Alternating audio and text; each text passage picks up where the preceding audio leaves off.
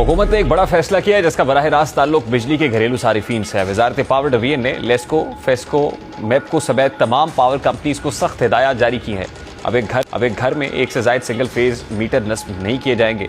हुकूमत की बकौल ये फैसला सिर्फ किसी तकनीकी बुनियाद पर नहीं बल्कि एक खास रुझान को रोकने के लिए किया गया है, जिसके जरिए कई सारिफीन हुकूमती रिलीफ स्कीम का गलत इस्तेमाल कर रहे थे। असल मामला कुछ यूं है कि हुकूमत ने कम आमदन वाले रिलीफ देने के लिए एक स्कीम शुरू की जिसके तहत 200 यूनिट से कम बिजली इस्तेमाल करने वालों को सब्सिडी दी जाती है।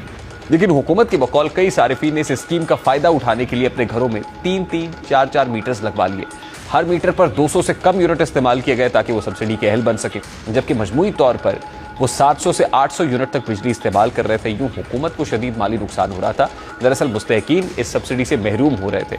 अब यही वजह है कि इसी को रोकने के लिए पावर डिवीजन ने वाज़े और सख्त शराइत लागू कर दी है।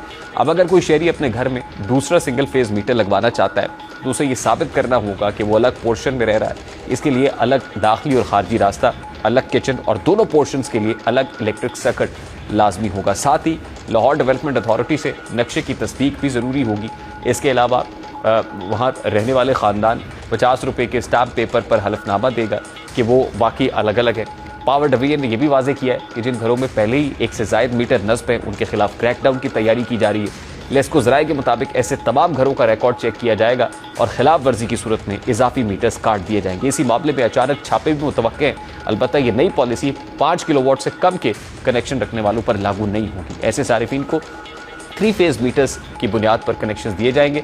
अब हुकूमत का मानना है कि यह फैसला, इस इकदाम का मकसद गलत तरीके से वाले सारिफीन को रोकना और दरअसल मुस्तहकीन तक रिलीफ पहुंचाना है। अब देखना यह भी है कि हुकूमत इस इकदाम के बदले सारिफीन को बिजली की मद में कैसे रिलीफ दे सकती है।